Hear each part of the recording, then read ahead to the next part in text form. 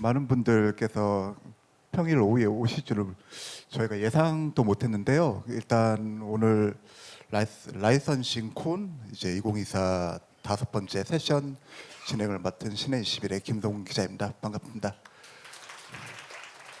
그리고 오늘 아마 여러분들께서 다 보셨을 거예요. 올해 넷플릭스 상반기에 공개했던 시리즈 더 에이트 쇼를 연출한 이제 한재림 감독님하고, 그리고 이 시리즈의 모태가 됐던 이제 웹툰이 있는데, 이 웹툰을 만든 배진수 작가님을 지금 제 옆에 이제 오늘 같이 모시고, 이 웹툰이 어떻게 넷플릭스 시리즈로 이제 확장이 돼서 시청자들, 글로벌 관객들한테 선보이는 이 과정들을 한번 오늘 이 자리를 통해 가지고 자세한 이야기를 들어보고자 합니다. 일단 시작하기 전에 제 옆에 계신 머니 게임, 파이 게임, 퍼니 게임 이제 세 편 이제 게임 3부작을 이제 만드신 배진수 작가님부터 인사 말씀 부탁드리겠습니다. 네, 안녕하세요. 저 네이버에서 머니게임, 파이게임, 퍼니게임 게임 시리즈 3부작을 완결을 내고 지금 차기작 준비를 하고 있는 배진수라고 합니다. 만나면서 반갑습니다. 네, 반갑습니다. 그리고 넷플릭스 시리즈 더 에이트 쇼를 연출한, 그리고 뭐 제가 뭐 일일이 이분께서 연출하신 영화를 나열하지 않아도 여러분들께서 다 아실 것 같은데, 그 한재림 감독님 그 인사 말씀 부탁드리겠습니다. 네, 안녕하세요. 저는 그 더 에이트 쇼를 연출한 한재림이라고 합니다. 이렇게 뭐 원작자와 또 기자님도 오랜만에 뵙고 하니까 반갑네요. 반갑습니다. 반갑습니다. 저희가 오늘 저는 이제 처음에 사회 제안 받았을 때 한재림 감독님이 하신다고 하면 제가 여기 진행을 하겠다라고 이제 말씀드렸고, 그 배 작가님은 한 감독님은 배진수 작가님이 나오신다고 하면 본인도 나가신다고 이제 해서 공교롭게도 이렇게 저희가 셋이서 얽혀 있는데, 일단 이 질문부터 시작을 해야 될 것 같아요. 이 원작자이신 배진수 작가님께 이번에 한 감독님이 연출하신 시리즈 더 에이트 쇼를 어떻게 봤는지부터 여쭤봐야 될 것 같습니다. 네, 저는 오픈 날만 손꼽아 기다리면서 막 엄청 설레하면서 기다리다가 오픈 한 날 정말 다 몰아볼 기세로 켰는데 그 아기가 이제 어려서 제가 그거 취침 시간까지만 보고 끄기는 하고 너무 설레는 거예요. 막 제가 만든 캐릭터들, 제가 짰던 그런 상황들이 드라마에서 나오는 게 이제 어쨌든 누구나 신기하고 재밌는 경험일 수밖에 없잖아요. 그래가지고 첫날은 그렇게 넘어갔고 둘째 날에 몰아서 이제 다 봤는데 뭐랄까 딱 그 생각이 제일 먼저 들었어요. 와, 내가 만들어도 이렇게 만들었겠다. 왜냐하면 제가 이제 어쨌든 감독님을 그 전에도 이제 뭐 여러 같이 미팅도 자주 하고 뭐 사석에서도 보곤 했는데 뭔가 사고의 결이 저랑 비슷하신 분이구나라는 생각 사실은 많이 했어요. 그래가지고 뭐랄까 저는 정말로 내가 만들어도 저렇게 나왔을 것 같다. 좀 만족을 하면서 봤습니다. 네. 아니, 보통은 이제 감독님께서 이제 원작자 감독님께서 만드신 드라마나 영화가 원작자 마음에 안 들거나, 그리고 또 결과물이 만족스럽지 않은 경우도 사실은 이 업계에서는 굉장히 많거든요. 이제 그럼에도 불구하고 그 배 작가님은 이거는 굉장히 이제 공개적으로 굉장히 만족스러워 하시는 반응을 이제 주셨는데, 이거를 감독님한테 얘기를 하신 적 있나요? 그 드라마가 공개되고 난 다음에. 네네, 뭐 그 후로도 이제 어쨌든 뭐 뒤풀이든지 등등을 만나서 저는 애초에 볼 때부터 다 보자마자 바로 기억하시겠지만 문자를 드렸어요. 정말 최고라고. 이거는 정말 저는 너무 재밌고 감동적으로 봤고, 물론 나중에 이제 따로 이제 만나서도 뭐 그 얘기는 당연히 이제 보자마자 그 얘기부터 했죠. 예.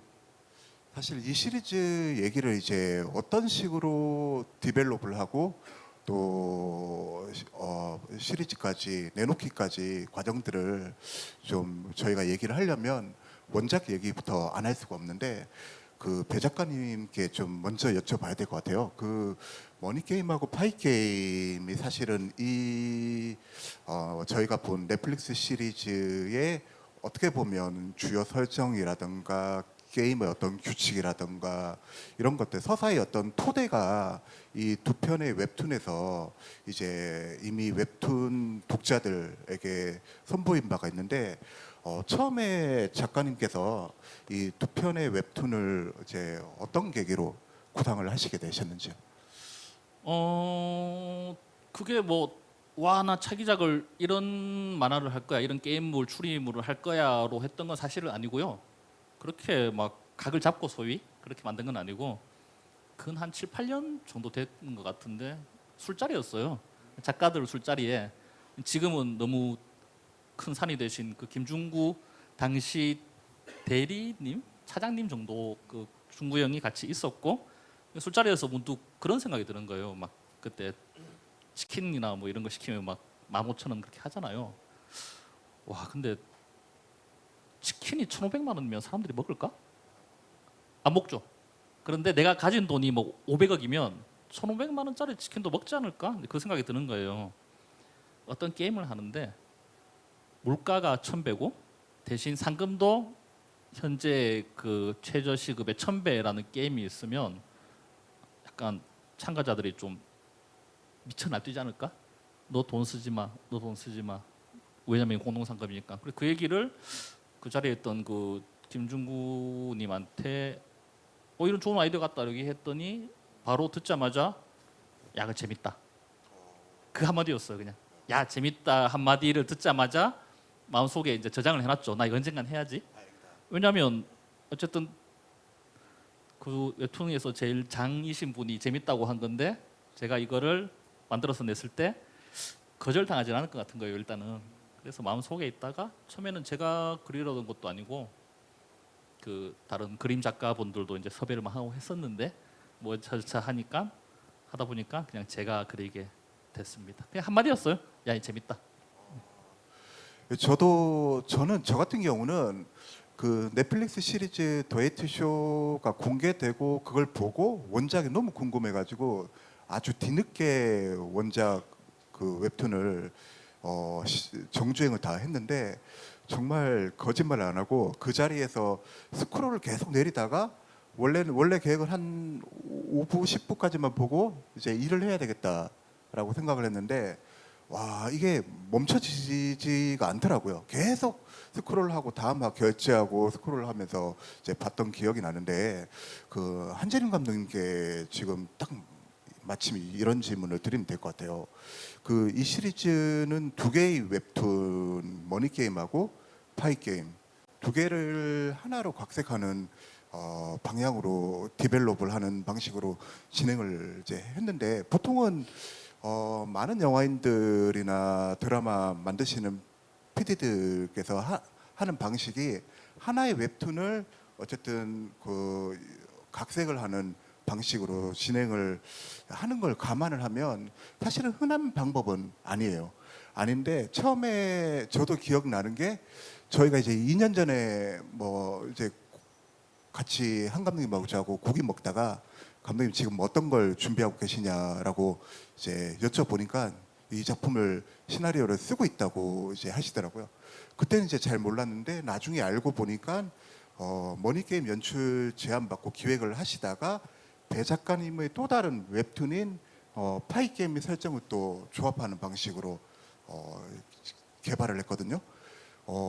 감독님께 그 머니게임하고 파이게임 두 웹툰이 필요했던 이유가 당시에 무엇이었는지 그리고 이제 감독님도 아마도 그때 연출 제안 받으시면서 배 작가님의 웹툰을 보셨을 텐데 감독으로서 두 웹툰의 매력이 당시에 무엇이었는지 좀 여쭙고 싶습니다. 일단은 제가 머니 게임과 이제 파이 게임을 제안받기 전에 본 상태였어요. 보고 너무 재밌어가지고 아 이걸 하고 싶다라고 해서 이제 스튜디오 N 판권을 갖고 있던 그쪽에 연락을 취했더니 판권이 이제 팔렸다. 그래서 안타깝게 아 나 못하는구나 하고 이제 포기하고 있었죠. 근데 이제 몇 달 뒤인가 연락이 온 거예요. 스튜디오 N에서 그 권미경 대표님이 연락이 오셔가지고 스튜디오네. 예. 예, 예. 뭐 제안을 할 게 있다고 우연히 머니게임 얘기를 하신 거죠. 나중에는 제가 그걸 문의했다는 걸 듣고 이제 제안을 했다고 하시더라고요. 그래서 어찌됐건 너무 저는 좋아가지고 근데 이제 그때는 영화로 제안을 했어요. 저한테 머니게임을.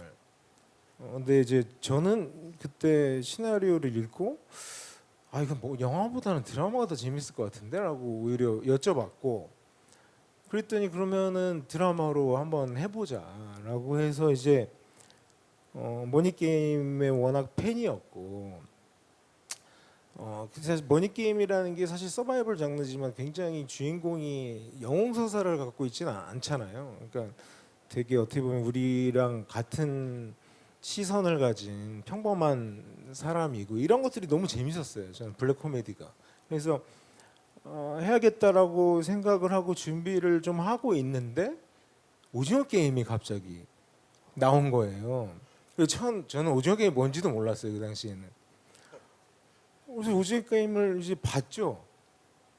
왜냐면 머니 게임이 먼저 나온 거니까 뭐지 하고 봤는데 물론 내용은 다 다르고 스타일도 다르고 그다음에 거기는 영웅 서사를 갖고 있어서 주인공이 계속 뭔가를 해결해 나가는 구조를 갖는 구조지만 갈등이 똑같다고 비슷하다고 느낀 거예요. 그러니까 똑같다기보다는 남이 죽어야 내가 돈을 더 많이 갖는다는 설정은 비슷해서 아 이거를 어떻게 하지라는 고민을 좀 하다가 파이 게임이라는 되게 독창적이고 저한테는 너무 천재적인 그 작품이 안 그래도 있는데 제가 볼 때는 오징어 게임과 변별력이 있으려면 지금 뭐 그 2년 후쯤 나올 텐데 이 파이 게임의 가장 중요한 컨셉은 한 명도 죽으면 안 된다는 거 아니냐. 그런 이거는 생존 게임이라기보다 서바이벌이라기보다는 우리 같이 어떻게 살 것이냐라는 질문을 던지는 것 같다. 그래서 이걸 합치지 않으면 저는 큰 이게 오징어 게임과 변별력이 있을지 모르겠다라고 이제 권미경 대표님께 상의를 드렸고 대표님이 거기에 대해서 충분히 공감하시고 이제 변수 작가님을 설득을 했죠. 이게 되게 이제 힘든 설득이었을 거예요. 저는 없었지만 왜냐하면 배 작가님 입장에서는 두 개가 한 작품이 되는 것도 아니고 의도했던 것도 아니고 그 시나리오를 보시지도 않았는데 제가 알기로 그냥 허락을 해주셨어요. 감사하게도. 그래서 이제 그거를 합치게 됐죠. 네. 보통은 되게 방금 한재림 감독님 말씀 중에 되게 중요한 포인트가 몇 가지 있다고 생각하는데 일단은 보통은 이제 두 개의 웹툰을 각색에 투입을 한다고 하면 원작 사용료를 2배로 받아야 되는 거 아닙니까? 근데 이게 가능한 이유는 왜 그러냐면 아까 전에 한재림 감독님 답변 중에 이 권미경 대표님이 이끌고 있는 스튜디오 NU가 되게 이 비즈니스적으로 되게 중요한 역할을 이제 한다고 생각을 하거든요. 왜냐하면 이 스튜디오 NU를 잘 모르시는 분들을 위해서 스튜디오 짧게 N입니다. 스튜디오 부가 N. 설명을 스튜디오 N. NU는 다른 회사예요. 아 맞네요. 예. 그게 이제 네이버 웹툰의 IP를 이제 관리하고 그리고 다른 제작사나 창작자들하고 공동 제작을 하는 이제 회사예요. 근데 그 회사가 사실은 이제 배 작가님하고 네이버 웹툰에 연재했던 배 작가님하고 한 감독님 사이에서 어떤 이제 연결고리하는 브릿지 역할을 하는 이제 역할을 이제 했다고 봐도 괜찮을까요, 감독님? 아주 중요한 역할을 했죠. 브릿지이기도 하지만 또 주체적으로 이끌어가던 회사였죠. 저희가 처음부터 기획을 제안을 하는 것도 거기였고, 그다음에 시나리오 개발에 작가를 같이 모집하고 공동 작업을 같이 뭐 하면서 이렇게 계속, 그리고 촬영 때까지도 프로듀서가 스튜디오 프로듀서가 끝까지 참여를 계속 다 했어요. 네네. 보통은 원작자 입장에서 물론 그 전에 이제 한 감독님하고 뭐 이제 스킨십도 하고 이제 하셨겠지만 보통은 이제 머니 게임으로 각색을 하면서 이제 개발을 진행하다가 파이 게임까지 이제 투입이 되는 경우는 보통 원작자로서도 흔한 경험은 아닌데 처음에 이제 한 감독님께서 그런 방향으로 해야 될 것 같다라는 결정을 전달받았을 때 원작자로서는 좀 약간 여러 가지 생각이 들었을 것 같아요. 가령 그 두 편의 웹툰을 어떻게 조합한다는 거지? 뭐라든가 그리고 또 어떤 방식으로 좀 다르게 가는 건가? 뭐 이렇게 궁금한 점도 되게 많았을 것 같은데 그때 혹시 뭐 생각했던 것들이 기억나시는 게 있으면 얘기를 들려주십시오. 뭐 기억이 너무 잘 나죠. 막 충격적이어서 합친다고요? 이걸요? 예? 물론 이제 그때는 이제 말씀드렸던 대로 스튜디오 N의 권 대표님이 연락 와서 이제 미팅을 한번 하자. 예예 갔더니 이런저런 사유로 이 두 개를 합쳐서 하나의 드라마 작품을 만들어야겠다. 근데 처음에는 당연히 좀 저한 이유가 한 번도 상상해 본 적이 없었어요. 그러니까 당연히 저는 요걸 끝나고 요걸 끝내고 조 3부작으로 이제 복선들이 착착착 회수가 되고 막 캐릭터들이 겹치고 어쩌고 하면서 3부에서 빵 끝난다 그런 아이디어를 가지고 이제 했는데 1, 2부를 합치면 뒤에 내용은 어떻게 되는 거지? 저는 그렇게 생각을 했었죠. 그러고 나서 이제 그날 미팅을 하다가 제가 이제 깨달은 게 하나 있는데 그거예요. 이게 혹시 기억하실지 모르겠지만 첫 미팅 때 아주 첫 미팅 때 제가 그 말씀을 드렸어요. 원작자가 소위 이제 막 감나라 배나라 해서 잘 될 것 같지는 않다 작품이 당연히 막 왜냐면 플랫폼이 다르잖아요. 저는 웹툰에 연출과 호흡이 있는 거고 영화나 드라마는 당연히 거기에 연출과 호흡이 있는데 저는 이쪽 일을 전혀 모르는 사람인데도 불구하고 원작자라는 이유만으로 좀 내 입김을 더 넣으면 잘 될 수가 없어서 저는 앞으로 이 제작에는 아무런 저는 이제 코멘트를 하지 않겠습니다라고 했던 것도 있고요. 그리고 그게 맞는 것 같아요. 결국은 제가 이제 두 개를 합치시든 하나를 두 개로 분리하시든 세 개를 합치시든 그걸 간에 어떻게든 가장 잘 만들어 주실 보관이 있으니까 그런 제안을 당연히 하셨을 테고 저도 이제 얘기를 그날 나누고 그러면 그렇게 하는 게 맞는 것 같다. 네, 그렇게 결론이 나게 됐습니다. 그리고 중요한 아까 포인트를 짚어주셨는데 두 개 다 팔았으니까 원정료도 2배로 들어오는 거라서 저도 좋았고요. 그렇습니다. 네. 아니 보통은 이제 그 드라마를 기획을 하든 영화를 기획하든 원작자가 감독님이나 PD님들한테 원작 이러이러하니까 충실하게 각색을 하라고 감나라 배나라 하는 경우가 굉장히 많아요. 근데 많아가지고 상당수의 작품들이 많이 엎어지는 경우도 뭐 저희들 다 봐왔고요. 근데 사실 감독 입장에서는 이제 원작자가 이제 이런 마인드를 가지고 있는 원작자라면 정말 땡큐 아닙니까? 그러니까 제 입장에서는 너무 운이 좋았죠. 그러니까 그 두 작품을 이제 편하게 각색해라라고 말씀해 주신 것도 너무 고마웠고, 그리고 진짜 일체 뭔가 자율성을 너무 많이 줬어요. 그리고 뭐 제가 기억이 나는 게 농담 삼아 뭐 자기는 라면 먹는 장면 하나 넣었으면 좋겠다. 그 얘기를 해서 이거는 무조건 넣어야 되겠다 싶어서 넣었던 거고, 진짜 끝나고도 늘 격려해주고 오히려 원작자가 응원해주고 이러니까 너무 든든하고, 그래서 또 그 다 만들고 나서 제일 떨렸어요. 그러니까 다른 사람도 아무도 아니고 작가님이 이걸 어떻게 보실까가 정말 떨렸어요. 왜냐하면 창조자잖아요. 저는 2차 창작을 한 사람이니까 이게 혹시라도 뭔가 언짢거나 그러면 안 되는데 작품에 훼손시키면 안 되는데 이런 걱정을 정말 많이 했는데 오늘처럼 이렇게 늘 얘기해 주셔서 정말 감사했죠. 네네.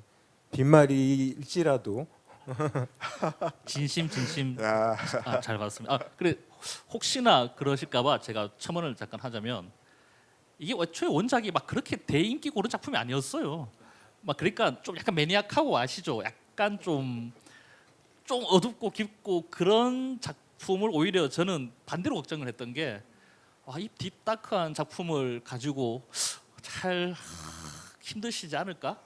근데 뭐 결과도 너무 좋았고요. 그래서 저는 뭐 다시금 말씀드리지만 빈말은 아니고 매우 감사하게 생각하고 있습니다. 아니 사실 이제 원작자가 이제 개입을 하든 뭐 적극적으로 개입을 하든 뭐 개입을 최소화하든 감독 입장에서는 어쨌든 시청자들이나 관객들한테 완성도 높은 작품을 선보여야 한다는 부담감과 압박감을 항상 가지고 이제 일을 하는 사람들인데 원작자가 이렇게 천군만마처럼 심적으로 지원을 해주면 감독 입장에서는 더 부담스럽죠. 왜냐하면 더 잘 만들어야 되니까. 그래서 아까 전에 그 한재림 감독님께서 하신 답변 중에 또 하나 중요한 포인트는 이제 오징어 게임인데 제가 지금 드리려고 하는 질문도 이제 오징어 게임과의 어떤 변별력 이게 한재림 감독님이 이 시리즈를 각색을 하고 개발을 하는 과정에서 가장 중요하게 생각을 했던 것 중에 하나였을 것 같은데요. 사실은 시기적으로 엄밀하게 따지면 그 머니 게임하고 파이 게임은 그 오징어 게임 훨씬 이전에 만들어진 작품이에요. 시기적으로는. 근데 이제 이 업계에서 사실 우연적인 경우가 굉장히 많거든요. 뭐 설정이 조금 하다거나 아니면 캐릭터가 좀 겹친다든가 이런 경우는 되게 많기 때문에 사실 운의 영역에 해당하는데 사실 오징어 게임뿐만 아니라 이제 요 시기에는 약간 오징어 게임처럼 뭔가 이제 등장 인물이 캐릭터가 어떤 게임이나 규칙에 따라서 이제 살아남아야 하는 뭐 그런 예능들도 많이 나왔고 또 드라마도 많이 나왔고 이게 약간 트렌드처럼 콘텐츠들이 많이 나왔던 시기였는데 사실 이 이제 더 에이티쇼 준비하는 과정에서 이런 유행들을 맞닥뜨리면서 그 한재림 감독님께서 좀 어떻게 하면 이런 설정들과 변별력을 보여줄 수 있을까? 근데 개인적으로는 이 더 에이티쇼하고 오징어 게임은 완전히 다른 작품이라고 생각을 해요.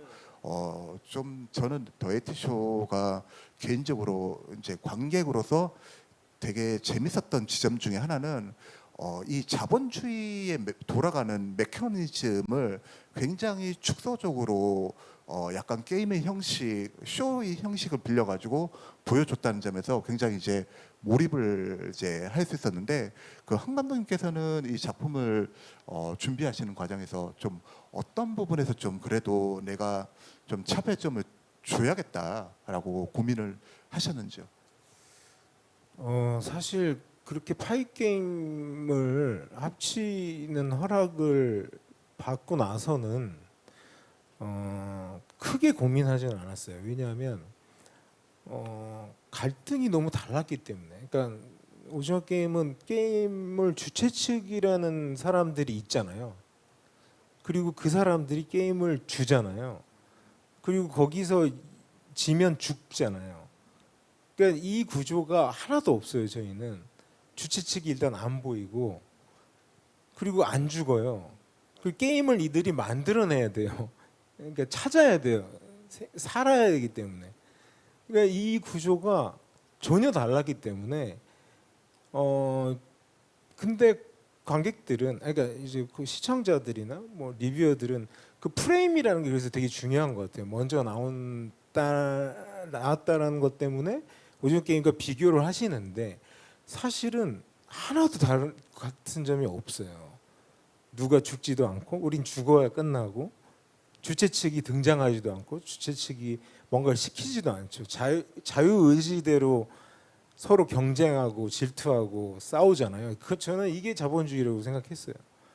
그 자본주의가 만들어내는 우리의 욕망 이런 것들이라고 생각을 했기 때문에 오히려 저는 더 현실적이어서 아마 고통스러울 수는 있었겠다 보시는 분들이 이런 생각은 했었죠. 근데 아주 다르다고 생각은 했어요. 그래서 그다음 제가 만들면서 특별하게 비껴 나가야 될 것도 없었고 뭐 그런 생각을 오히려 안 했던 것 같아요. 네. 혹시 배 작가님한테 갑자기 이제 궁금한 게 생겼는데 네. 그 감독님께서 제 시나리오 쓰시는 시간 동안 네. 혹시 이제 뭐 두 분께서 뭐 술을 한 잔 하거나 식사를 하는 자리에서 혹시 네. 뭐 팁을 주시거나 그런 어떤 과정들이 혹시나 있었나요? 이게 그 지금이야 이제 솔직히 말씀드릴 수 있는데 예를 들어서 그 제작 중에서도 이제 간간히 만나고 미팅을 했었지만 제가 생각하던 그 톤이라는 게 있잖아요. 작품의 이랑 너무 다르면 제가 아닌 척하면서 말씀을 쓱쓱 드리긴 했을 거예요. 이건 또 어때요? 이건 좋지 않을까요? 근데 제가 첫 질문에서 말씀드렸듯이 제가 만들었어도 그렇게 했을 것 같아요. 그러니까 머니 게임, 파이 게임 뭐 어쨌든 시작이 머니 게임이니까 정말 제가 지금도 자랑스러워하는 도구마 하나가 뭐냐면 그런 게임류는 세상에 너무 많았어요. 사실 만화책이나 영화나 뭐 드라마나 뭐 그런 게임류 어떤 하나의 목적을 가지고 여러 명의 참가자들이 아웅다웅 싸우고 그런 거는 정말 많았는데 머니 게임은 그거였어요. 반대로 다 소거해 보자 그냥 누가 뭐 무슨 게임을 해 뭘 차지해 그런 게 아니고 룰은 딱 하나 천배 물가인데 끝나면 너희들이 다 가져가 나눠서 끝 참가자도 더 이상 추가되거나 뭐 하지 않음 끝 그리고 가장 제가 신경 썼던 게 보통 이제 그런 게임으로 보면 그런 경우가 상당히 많았거든요. 이제 회차가 진행할수록 새로운 룰이 갑자기 추가된다거나 발견된다거나 뭐 위에 개입이 된다거나 높은 분들의 그거를 정말 싹 빼고 인간들을 모아서 욕망 앞에 던져놨을 때 어떻게 행동할까? 그것만 계속 생각했었어요. 그러니까 아무런 감히 조미를 하지 않아도 인간들이라면 이렇게 행동할 것이다. 거기만 집중했는데 다시 첫 질문으로 돌아가서 감독님이 똑같이 그거를 표현하고 싶어 하는 걸 좀 느꼈거든요. 인간들은 어떻게 행동할까? 인간은 어떻게 살아야 할까? 그래서 저는 그냥 뭐 따로 제가 말씀드리거나 뭐 할 거는 전혀 없었어요. 네. 그런 상황에서 인간들이 어떤 방식으로 행동할지 어떤 다른 사람들한테 어떤 말을 내뱉을지 이런 것들은 웹툰은 또 웹툰대로 그리고 시리즈는 시리즈대로 이제 자신만의 방식으로 굉장히 잘 전달을 한다고 생각을 해요. 그 제가 이제 시각적으로 아마 보신 분들도 둘 다 보신 분들도 계실 테고 뭐 도중에 한 편만 보신 분들도 계시겠지만 그 시각적으로 원작 웹툰하고 넷플릭스 시리즈하고 이제 차이가 이제 명확히 또 드러나는데 보통은 이제 원작 웹툰 같은 경우는 이제 그 특유의 어떤 그 사각 프레임에서 좀 뭔가 분위기가 좀 건조하고 약간 무채색 같은 이미지에다가 공간이나 인물들에게 벌어지는 사건들이 굉장히 미니멀리즘하게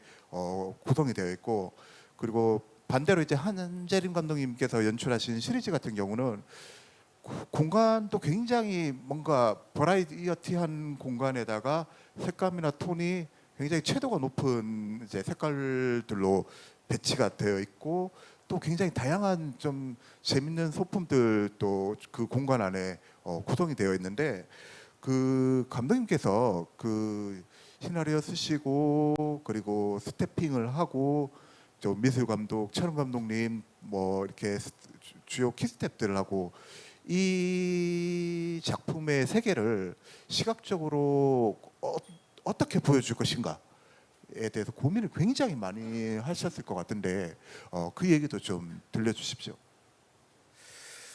일단은 그 웹 원작이 1, 2부이기도 하고 그리고 우리 배 작가님이 굉장히 또 똑똑하시잖아요. 맨사 출신에. 사실은 그 모든 게 거의 원작에 다 있었어요. 모든 설정이나 대사들이나 나레이션이나 이런 것들을 있어서 되게 편했어요. 어느 정도는. 근데 사실은 이게 배 작가님의 의도이실 텐데 원작에는 그 배경이나 이런 것들이 되게 많이 생략이 되어 있어요. 그게 저는 어떻게 느꼈냐면 이게 인물의 심리를 뭔가 심리극이기 때문에 이 심리를 강조하려고 이렇게 하신 것 같다라고 물어보진 않았는데 그냥 그렇게 생각은 했었거든요. 근데 막상 대본을 쓰는 거는 사실은 워낙 원작이 좋았기 때문에 그렇게 어렵지는 않았는데 생각보다 그게 너무 어려웠어요. 그러니까 이제 이걸 우리가 또 이 원작의 고유한 느낌 그런 어떤 뭐랄까 이렇게 그러니까 모던하다고 해야 되나? 뭐 그런 느낌을 가는 게 맞나? 그런데 그러면 또 관객들이 시각적으로 이걸 어떻게 볼까라는 두려움 같은 게 좀 있었던 것 같아요. 그래서 그럼 이들이 여기 갇혀서 어쨌든 자의적으로 갇혀가지고 지내면서 돈을 더 벌고 싶다라고 생각을 해야 된다면 우리가 만지거나 이렇게 볼 수는 있는데 실제가 아닌 소품들이 있으면 내가 돈 벌어서 나가서 저거 사야지 먹어야지 이런 욕망을 갖지 않을까라는 생각을 제일 처음 했었고 그리고 이제 파이겜에서 어쨌든 저기 층수마다 이제 계급이 있지만 그 층수를 안 보여주거든요. 근데 이제 우리는 시각적으로 보여줄 게 없는 거예요.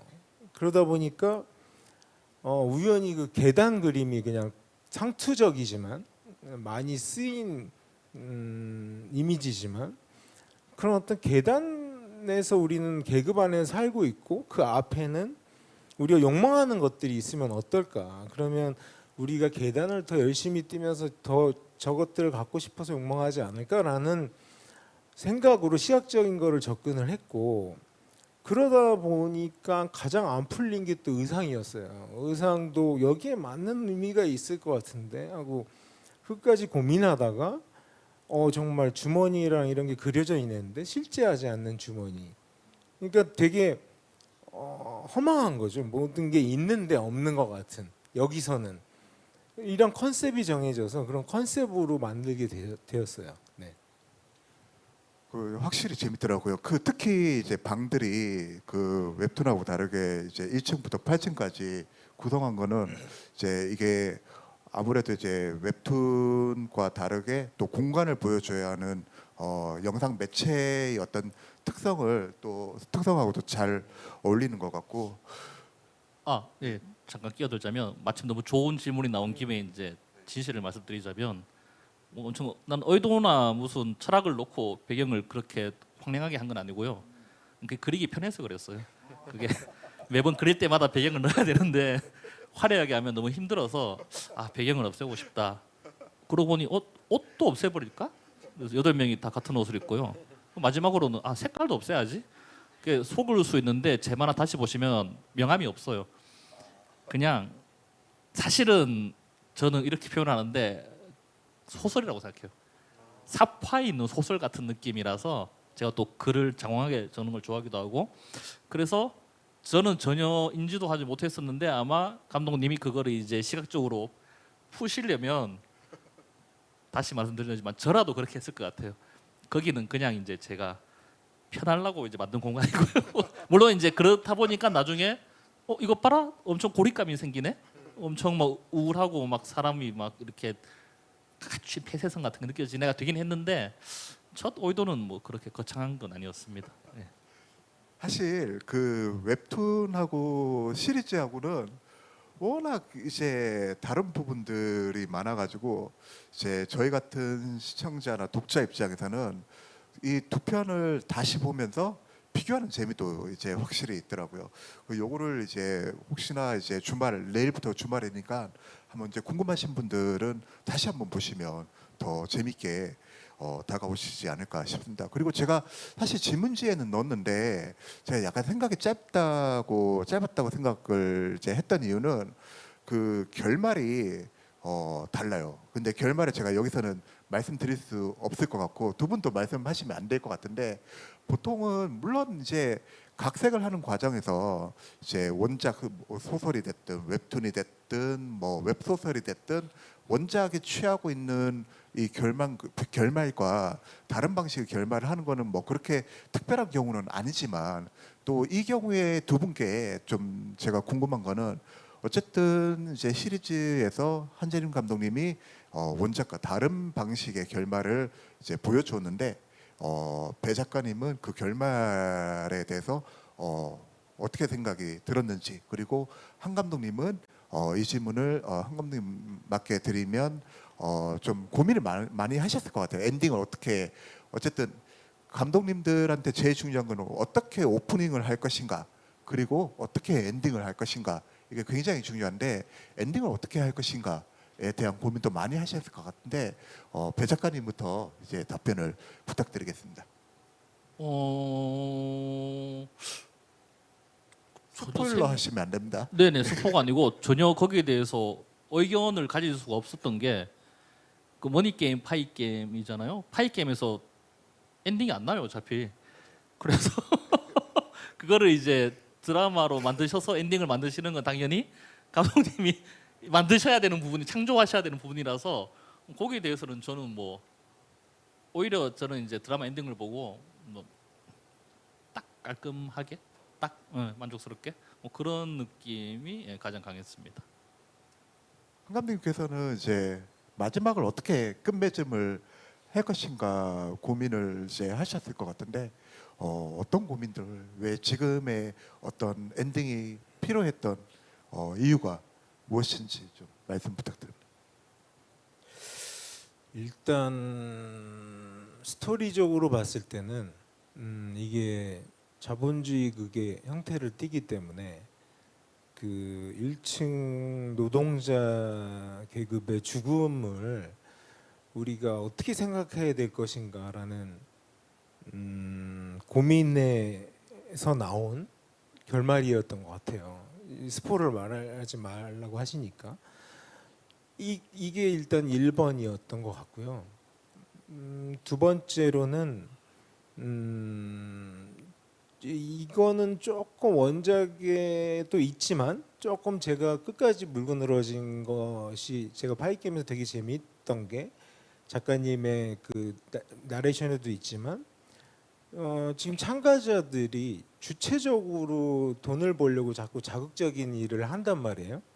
그러니까 이게 뭐 인플루언서나 유튜버나 어떻게 보면 저희 같은 창작자인 거예요. 관객들에게 사랑을 받으려고 뭔가를 한다는 것이 그런 것의 결말은 무엇일까라는 고민이 좀 담겨 있었던 것 같아요. 저는 그 지점을 되게 인상 깊게 봐가지고 그 지점을 한번 끝까지 끌고 와보고 싶다라고 해서 7층 박정민 씨 캐릭터로 끝까지 한번 가보자라고 했던 것 같아요. 그거는. 약간 두 분의 말씀은 그 이제 이번 시리즈 마지막 화를 보면 어떤 뜻으로 이제 하신 말씀인지 이해를 하실 수 있을 것 같습니다.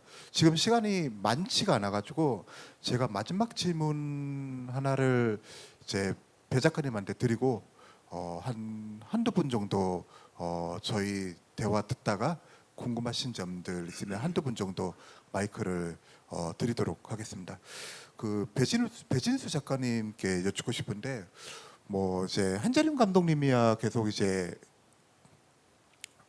작가이자 감독으로서 이제 작품들을 계속 영화나 시리즈로 만들고 계시지만 배 작가님께서 지금 이제 웹툰 작가로서 사실 이번 작품이 넷플릭스 시리즈까지 공개가 되는 걸 지켜보시면서 이 과정들을 지켜보시면서 좀 아무래도 이제 작가로서 창작자로서 이제 이런 IP 비즈니스 모델에 대한 고민도 많으실 것 같고 그리고 아까 전에 앞서 제가 이제 한 감독님께서 말씀하셨던 이제 스튜디오 N 그리고 이제 네이버 웹툰의 자회사죠 스튜디오 N이 그리고 네이버 웹툰 스튜디오 N이 이제 웹툰 작가님들의 아이템 IP들을 관리를 하면서 작가를 대신해서 이 여러 제작사들하고 협업도 진행을 하고 있고 굉장히 다양한 이제 뭐 드라마나 영화로 이제 발전시키기 위해서 이 회사들도 이제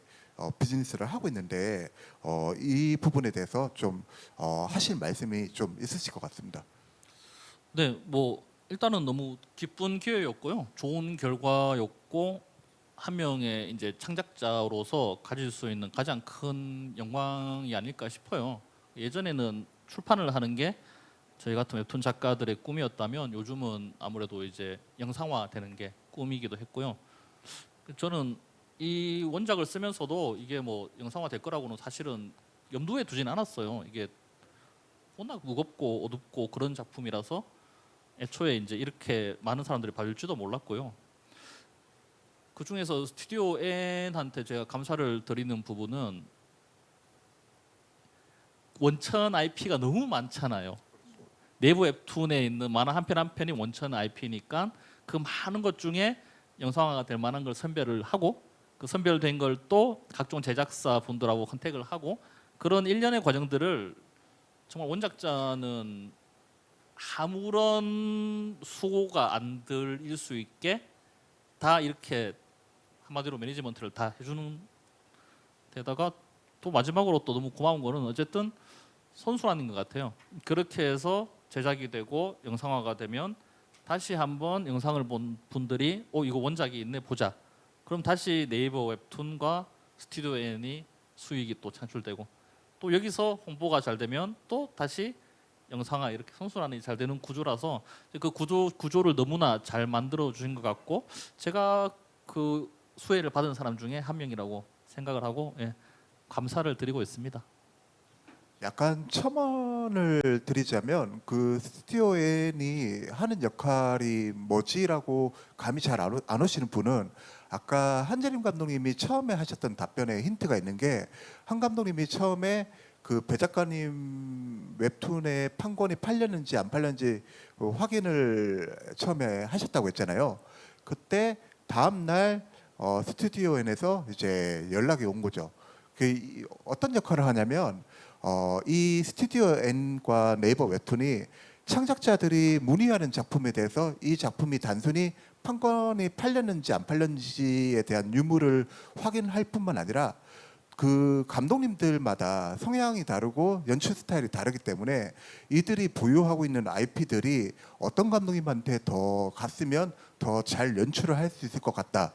잘 각색을 하실 것 같다. 이런 부분들을 이 사이에 있는 PD들이 또 계산을 해가지고 역으로 제안을 하기도 하고 그래서 사실은 IP들이 말씀하신 대로 워낙 많기 때문에 사실은 그 감독님들이나 PD님들이 찾기에는 굉장히 시간과 비용이 많이 들어요. 그거를 좀 대폭 줄여주는 역할을 하는 게 스튜디오 N과 이제 네이버 웹툰이 이제 하는 역할이라고 정리를 하면 제가 괜찮을까요? 네, 맞습니다. 정확합니다. 긴 시간 자리 지켜주셔서 감사합니다.